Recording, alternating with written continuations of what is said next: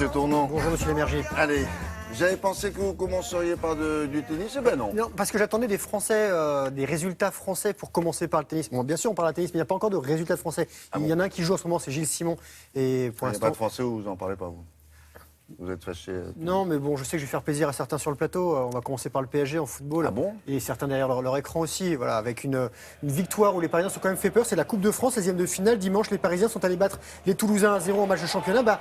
Hier soir, en Coupe de France, sur sa pelouse, le PSG recevait ce même TFC et encaisse un but dès la 11e minute. On vient de le voir par Moumandjé. Mal embarqué, Paris réussit à égaliser.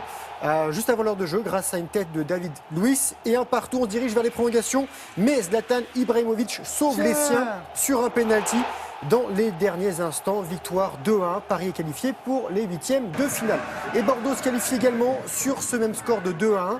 Et sur la pelouse d'Angers, les Bordelais étaient meneurs. Jussier qui marque, qui ouvre le score avant la pause. Son coéquipier Crivelli double la mise en début de deuxième période.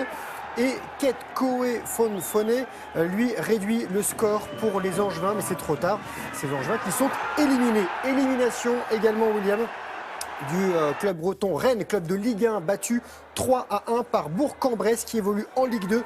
But burgien de Beg Boussa. Et ça n'est la suite de la compétition ce soir, on en reparlera demain matin. Pas encore de tennis, on va parler de handball avec des Français qui se sont fait battre. C'est l'Euro qui se passe en ce moment du côté de la Pologne, battu par le pays hôte, les Polonais. Regardez, avec des Bleus qui concèdent leur première défaite de la compétition lors de la 3e journée, battu par la Pologne, donc pays organisateur. Le score 31-25. Ce revers n'a pas d'incidence dramatique pour les Bleus déjà qualifiés pour la phase suivante. La France est deuxième de son groupe derrière les Polonais. Demain soir, les Bleus affronteront les Biélorusses. On va rester dans l'Euro, mais un autre Euro, water-polo en Serbie. L'équipe de France féminine, bonnet blanc, a battu le pays hôte 7-6 et se qualifie pour les quarts de finale, William. Une victoire qui permet aux Françaises de disputer un tournoi pré-olympique qui se déroulera en mars. Oui, elles sont plutôt costauds. On va rester dans le sport féminin avec du volley. Le Canet, à droite de votre écran, battu 3-7-0 hier à Moscou en Ligue des Champions. Et après 5 journées, les Azuréennes sont dernières de leur groupe avec 5 défaites. Et voici donc la balle de match. En revanche, une victoire, c'est pour les basketteurs Limoges qui sont allés battre les Espagnols de Valence 92-72. Une équipe pourtant invaincue, ces Espagnols, cette saison. Eurocoupe donc pour Limoges qui compte une victoire pour 2 défaites. Du tennis, vous en voulez?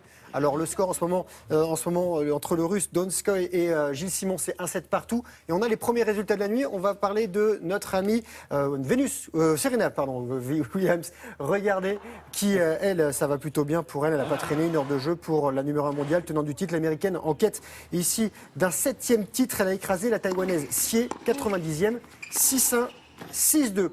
La Russe Maria Sharapova, elle passe au 3e tour aussi, la 5e mondiale vainqueur ici en 2008, a dominé sans mal la Biélorusse Alexandra Sachnovich, 105e du classement, 6-2. Si ça est Federer, lui, il rêve d'un 5e titre, le dernier remonte à 2010, il a battu l'Ukrainien Dolgopolov, 6-3, 7-5, 6-1. Voilà pour le tennis. Et on va terminer sur les sommets enneigés cette saison. Le Snowkite Masters au col du Lautaret, au-dessus de la station de Serre-Chevalier. C'est dans les Hautes-Alpes. Snowkite est à la montagne, ce que le kitesurf est à la mer. Une aile au-dessus de la tête, des skis ou un snow au pied. Alors lorsqu'on débute, on se fait tout simplement tracter.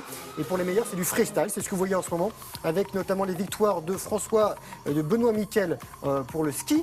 Et une 2e place pour Didier Bottard. On parle de ces garçons parce qu'on avait testé le snowkite et William, c'est beaucoup plus simple que le kitesurf.